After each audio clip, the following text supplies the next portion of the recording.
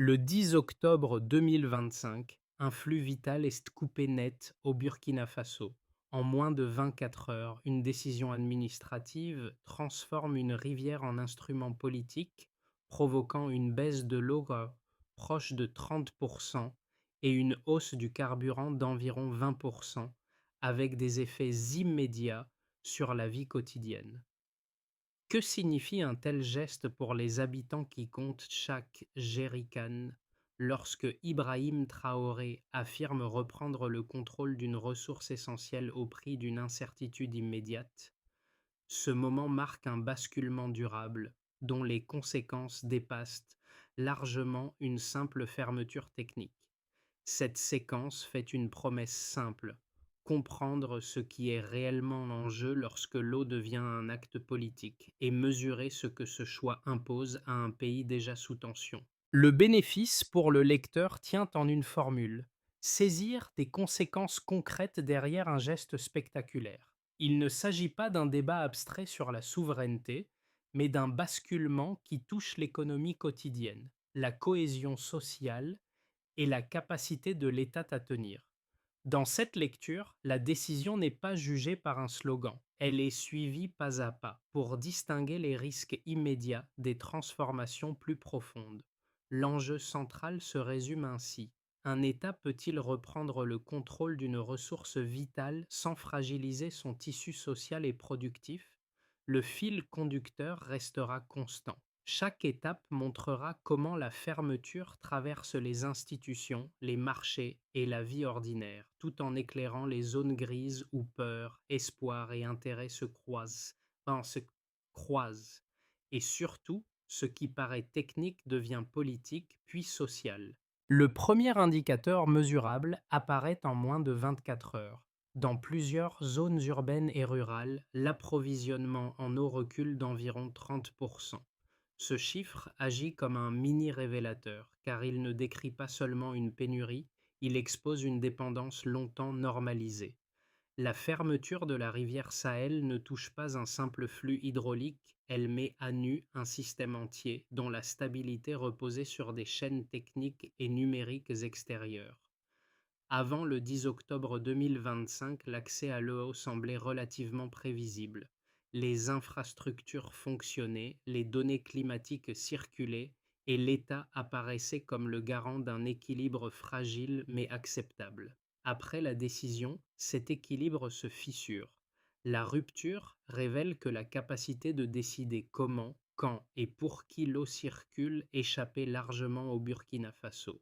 C'est ici que la lecture change. Le geste d'Ibrahim Traoré agit sur un levier invisible du quotidien, celui qui conditionne l'agriculture, la vie urbaine et la sécurité alimentaire sans faire de bruit. Ce basculement s'inscrit dans une histoire plus longue.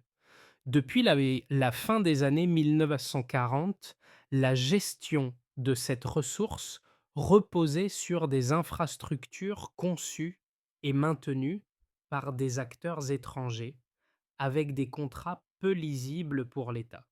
L'eau était disponible, mais la maîtrise stratégique restait limitée. La fermeture rend cette réalité tangible, presque brutale. Ce qui semblait acquis apparaît soudain comme précaire. La portée du geste dépasse rapidement les frontières nationales. Les marchés internationaux y lisent un signal de risque. Des institutions financières évoquent des mesures de rétorsion, tandis que des entreprises opérant autour de la rivière recalculent leurs pertes potentielles. La question cesse d'être uniquement hydraulique pour devenir économique et diplomatique. Pourtant, sur le terrain, une autre dynamique se dessine. Une partie de la population interprète la décision comme une reprise de contrôle longtemps différée. Ce contraste entre lectures externes et internes installe la tension centrale du récit: fragilité immédiate contre aspiration à l'autonomie. Ibrahim Traoré se retrouve ainsi au cœur d'un moment où chaque chiffre devient un argument et où le sens de la décision reste ouvert. Pour saisir l'impact concret de la fermeture, il faut quitter les déclarations officielles et regarder le terrain. À Ouagadougou, dès les premiers jours, les routines les plus simples se dérèglent. L'eau n'arrive plus de manière régulière. Des quartiers entiers s'organisent par créneaux, improvisent des circuits de distribution et négocient l'usage de chaque réserve disponible. La décision devient palpable dans les files d'attente, sur les marchés et dans les cours familiales. Dans ce contexte, Ibrahim Traoré n'est pas une figure lointaine. Son choix sert de repère quotidien, discuté et parfois contesté. Des comités de quartier apparaissent, souvent sans coordination centrale, pour répartir l'eau restante et prévenir les conflits. Cette organisation n'est pas idéologique, elle est pragmatique, dictée par l'urgence et la nécessité d'éviter des tensions ouvertes. Plus au nord, près de Kongoussi, l'effet est différent mais tout aussi immédiat. L'agriculture dépend étroitement de l'irrigation, et la baisse de l'approvisionnement met en péril des cultures déjà fragiles. Là, la réaction passe par la réactivation de savoir-faire anciens. Des agriculteurs réhabilitent d'anciens canaux abandonnés depuis des décennies. Avec l'appui d'ingénieurs locaux, ils contournent partiellement les ruptures, maintenant une production minimale. Ces micro-cas éclairent un point essentiel. La fermeture agit comme un révélateur des capacités internes du pays. Elle montre ce qui manque, mais aussi ce qui existe déjà, souvent invisible tant que le système extérieur fonctionne. Le choix initial déclenche ainsi une dynamique inattendue, l'émergence d'acteurs intermédiaires entre l'État et la population. Ce déplacement du regard change le sens du débat. La question n'est plus seulement celle du manque, mais de ce que cette crise permet de révéler et d'activer ici et maintenant. La séquence qui s'ouvre le 10 octobre 2025 suit une logique rapide et implacable, structurée en trois temps distincts qui s'enchaînent sans pause. Lorsque Ibrahim Traoré donne l'ordre de fermer la rivière Sahel, l'acte est pensé comme une activation immédiate de la souveraineté.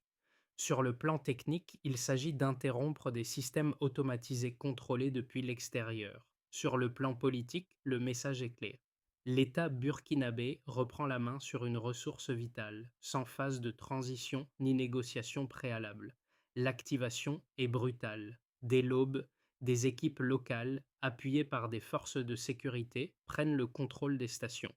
Les serveurs liés à la gestion hydraulique sont coupés, les flux interrompus, et la chaîne de dépendance, jusque-là invisible, se rompt en quelques heures.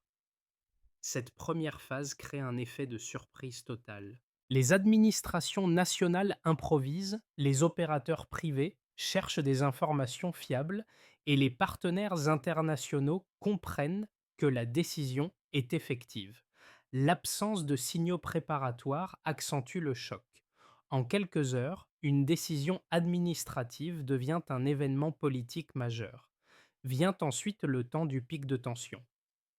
À mesure que les conséquences se matérialisent, la fermeture cesse d'être un symbole pour devenir une crise tangible. L'approvisionnement en eau diminue sensiblement, l'agriculture ralentit et les coûts logistiques augmentent. Le carburant, déjà sous pression, devient plus cher, entraînant une hausse en chaîne des prix. Les marchés réagissent avec nervosité. Certaines entreprises annoncent rapidement des pertes.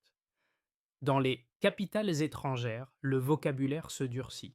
Des institutions financières évoquent ouvertement des sanctions ou des suspensions de financement. Le geste d'Ibrahim Traoré est désormais interprété comme un facteur potentiel d'instabilité régionale. À ce stade, la décision atteint son point de tension maximale. Le Burkina Faso se retrouve pris entre deux lectures opposées. À l'extérieur, la fermeture est perçue comme un acte risqué, susceptible de fragiliser un pays déjà vulnérable. À l'intérieur, elle est de plus en plus défendue comme une rupture nécessaire avec un système hérité du passé. Cette divergence alimente un climat d'incertitude. Chaque déclaration internationale est scrutée, commentée et parfois amplifiée dans l'espace public national. Puis viennent les premières répliques.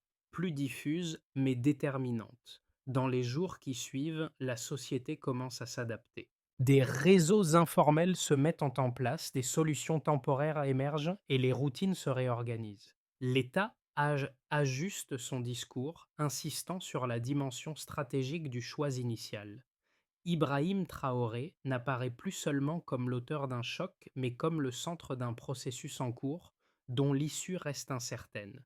Cette phase de rémanence révèle un point clé. La fermeture de la rivière Sahel n'est ni un événement ponctuel, ni une crise figée.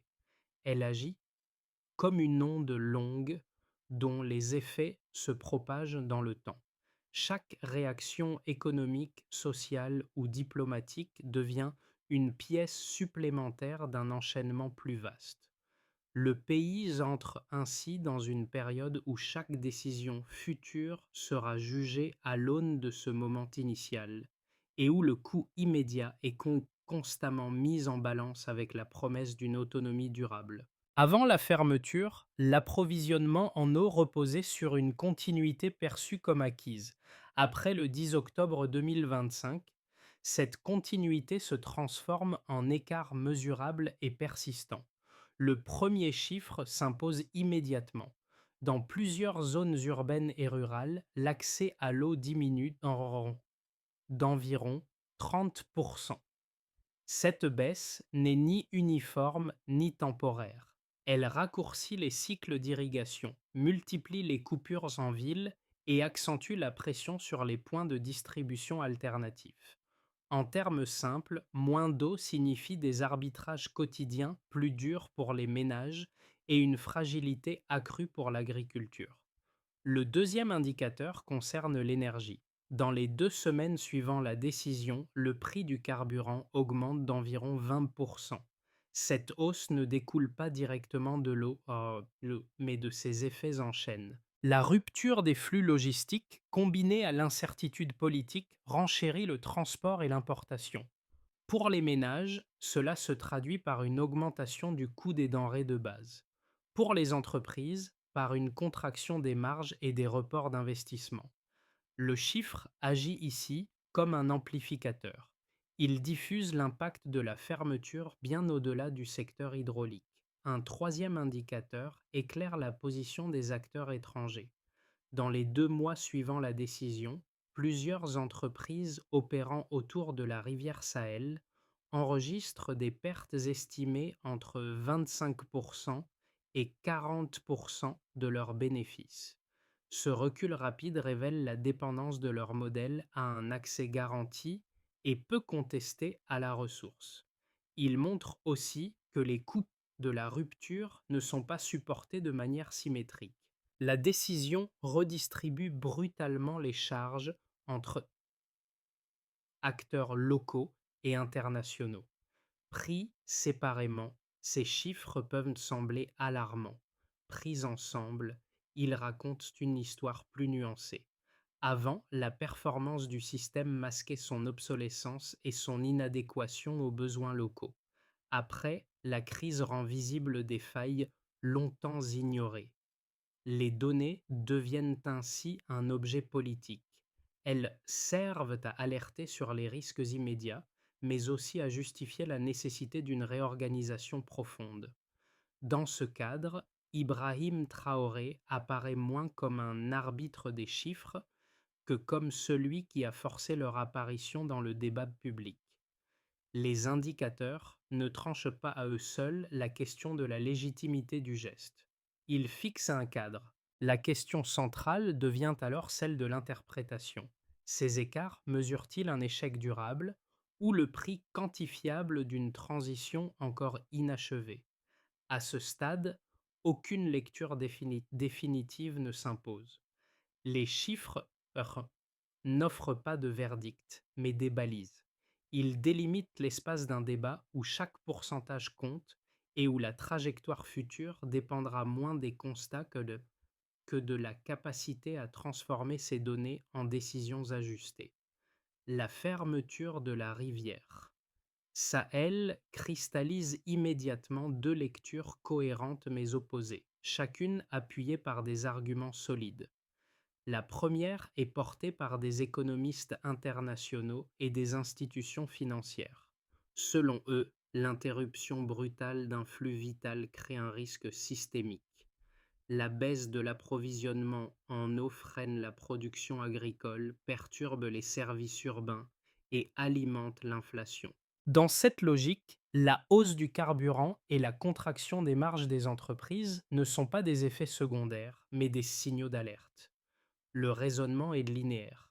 Une ressource mal sécurisée fragilise la croissance, réduit l'investissement et expose le pays à une instabilité prolongée. De ce point de vue, la décision d'Ibrahim Traoré crée davantage de vulnérabilité qu'elle n'en résout, surtout dans un contexte régional déjà tendu.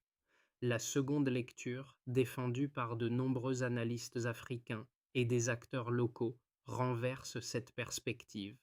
Elle part du principe que la stabilité antérieure était trompeuse. L'accès régulier à l'eau reposait sur des infrastructures obsolètes, contrôlées par des intérêts extérieurs et peu adaptées aux besoins nationaux. Dans ce cadre, la fermeture n'est pas une rupture irrationnelle, mais une mise à nu volontaire d'une dépendance structurelle. Le choc est assumé comme un passage obligé. Les pertes économiques à court terme sont interprétées comme le coût d'entrée d'une reprise de contrôle destinée à renforcer la résilience à long terme. Ces deux thèses ne divergent pas sur les faits. Les chiffres sont largement partagés: baisse de l'eau, inflation, perte pour certaines entreprises. Ce qui diffère, c'est leur horizon temporel. Les critiques privilégient la sécurité immédiate. Les défenseurs misent sur une transformation progressive.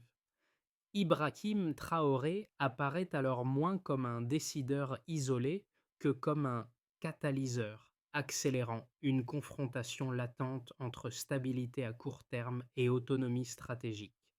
L'arbitrage se situe dans un entre-deux inconfortable. La décision crée des risques réels, mais elle révèle aussi des marges de manœuvre ignorées tant que la dépendance restait masquée. Le véritable enjeu n'est donc pas de trancher entre audace et imprudence, mais d'évaluer si l'État peut transformer un choc subi en trajectoire maîtrisée avant que les coûts sociaux ne deviennent irréversibles. Ce basculement ne vient pas d'une annonce officielle, mais d'un glissement progressif dans la dynamique du pouvoir. À mesure que les semaines passent, la fermeture de la rivière Sahel cesse d'être perçue uniquement comme une décision imposée d'en haut. Elle devient un point d'articulation autour duquel de nouveaux acteurs gagnent en importance. Ibrahim Traoré reste associé au geste initial, mais l'évolution concrète de la situation ne se joue plus seulement au sommet de l'État. Le révélateur est discret mais constant. Là où les structures centralisées montrent leurs limites, des réseaux locaux prennent l'initiative. Comités de quartier, coopératives agricoles, ingénieurs indépendants et responsables communautaires comblent les vides laissés par la rupture du système précédent. Cette montée en puissance n'est pas le fruit d'un plan coordonné, elle résulte d'une nécessité partagée: maintenir l'accès à l'eau et préserver une stabilité minimale. Ce déplacement du centre de gravité modifie la lecture de la crise. La fermeture n'apparaît plus seulement comme un risque ou un symbole de souveraineté, mais comme un déclencheur. Elle force l'émergence d'un acteur collectif capable d'agir là où l'État seul ne peut intervenir assez vite. Dans ce contexte, Ibrahim Traoré n'incarne plus uniquement l'autorité décisionnelle, mais le point de départ d'un processus qui échappe en partie à son contrôle. À partir de là, la question change. Il ne s'agit plus seulement de juger la décision initiale, mais de comprendre comment ce nouvel équilibre, fragile mais réel, va peser sur les conséquences concrètes à venir. Pour l'État burkinabé, la fermeture de la rivière Sahel marque une reprise de contrôle hautement symbolique, mais immédiatement coûteuse. Les administrations doivent gérer une pression accrue sur les services publics tout en faisant face à des tensions diplomatiques persistantes. maintenir un minimum d'approvisionnement, prévenir des troubles sociaux et dialoguer avec les partenaires régionaux devient un exercice quotidien d'équilibre. La décision engage ainsi la crédibilité de l'appareil étatique dans la durée. Ibrahim Traoré place l'État dans une position où chaque ajustement est scruté à l'intérieur comme à l'extérieur du pays.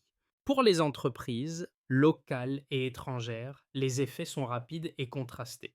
Les sociétés dépendantes de l'eau voient leurs coûts augmenter et leurs marges se réduire. Certaines entreprises étrangères enregistrent des pertes importantes, ce qui entraîne des gels d'investissement ou des retraits partiels. À l'inverse, des acteurs locaux commencent à occuper les espaces laissés vacants, parfois de manière informelle.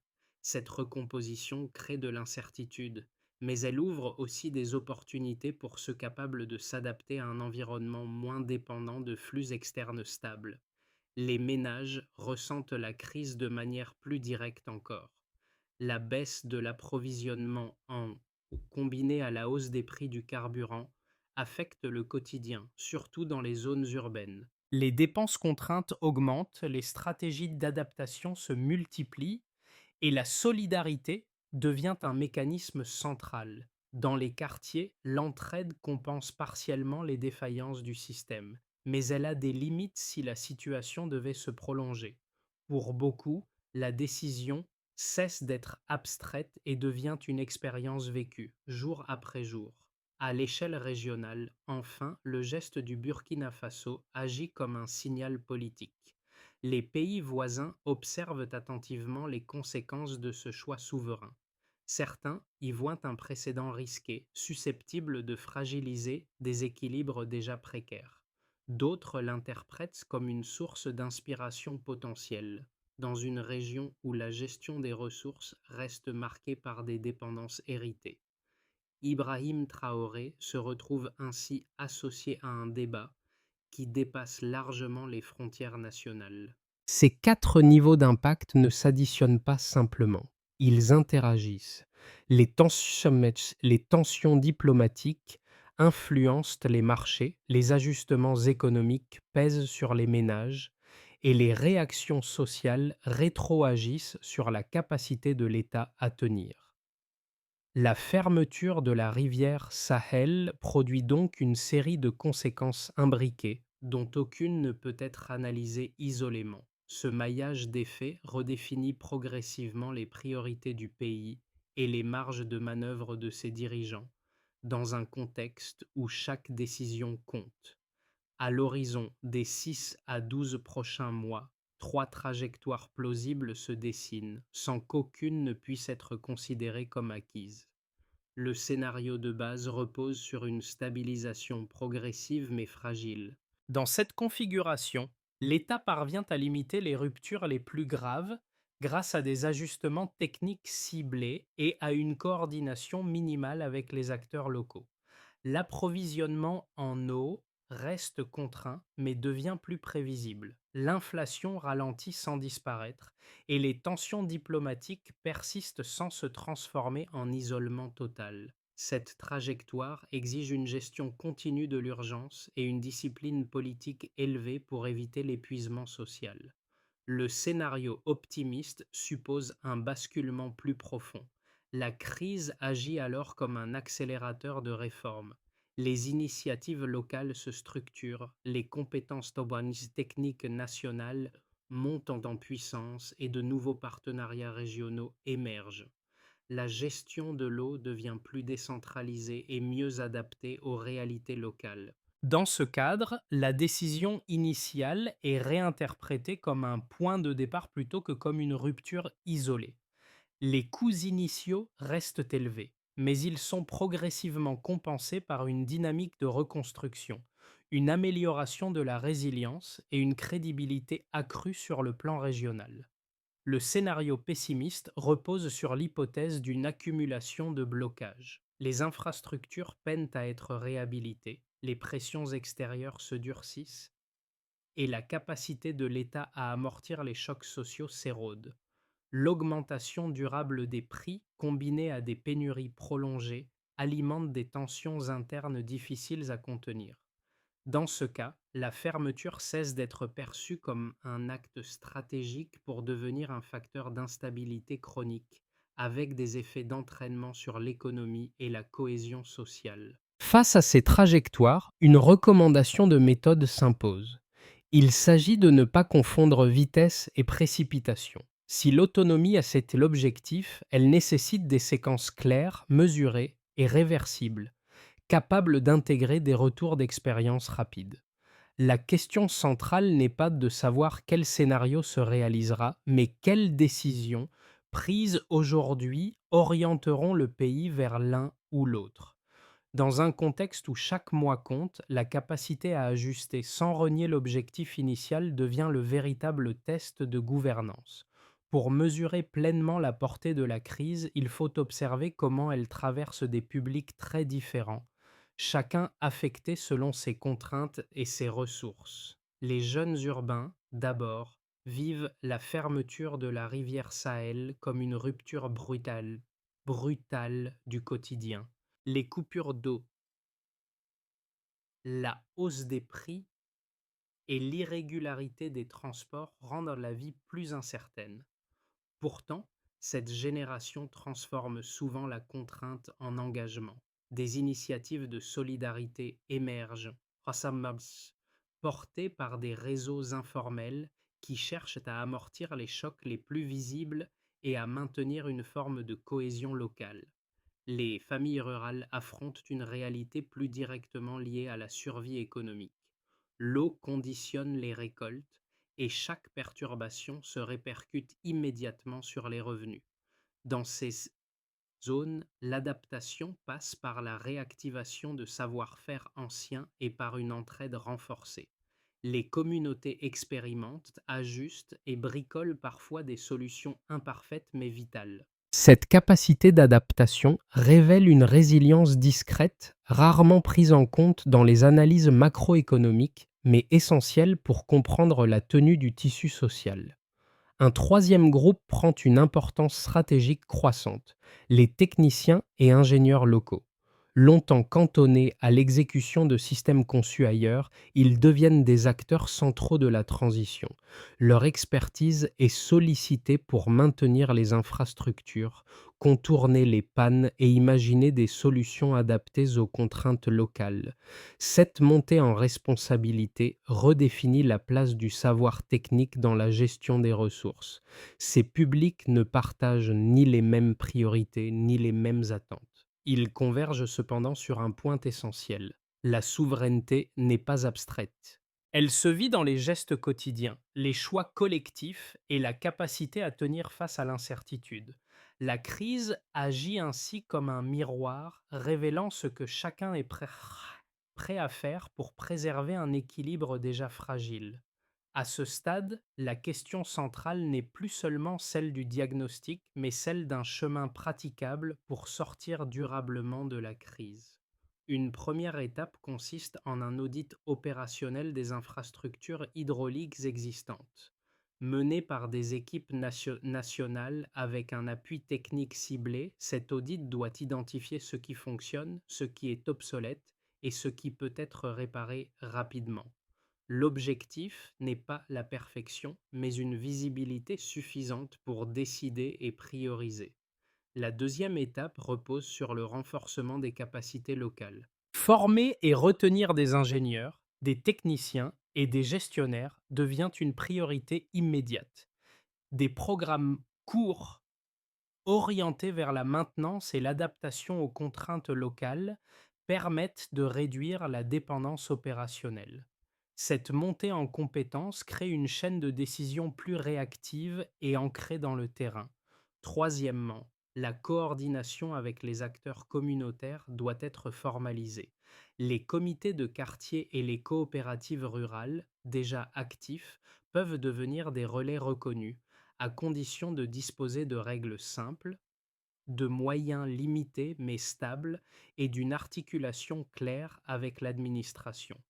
Cette reconnaissance réduit les frictions et améliore la distribution de l'effort collectif. Quatrième étape, la coopération régionale ciblée. Sans céder le contrôle, le Burkina Faso peut partager des données, des alertes et des solutions techniques avec ses voisins. Cette approche diminue les risques de tensions inutiles et renforce la légitimité du pays dans les cadres régionaux existants. Enfin, un système de suivi mesurable doit être mis en place.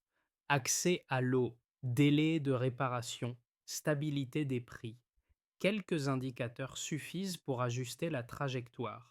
Dans cette logique, Ibrahim Traoré n'est plus seulement associé à la rupture initiale, mais à la capacité de transformer une décision risquée en processus gouvernable et ajustable dans le temps. En revenant au point de départ, une image s'impose avec force. Celle des canaux d'irrigation réhabilités à la hâte, où des gestes simples ont permis de maintenir l'eau en circulation malgré la rupture du système central. Cette scène, observée loin des centres de décision, résume mieux que de longs discours la portée du 10 octobre 2025. La décision d'Ibrahim Traoré a ouvert une faille, mais c'est dans cette faille que des capacités longtemps sous-estimées ont émergé. Ce moment ne se réduit plus à un acte d'autorité. Il devient un révélateur. Il montre comment une société réagit lorsque les certitudes disparaissent et que la dépendance, longtemps invisible, devient tangible.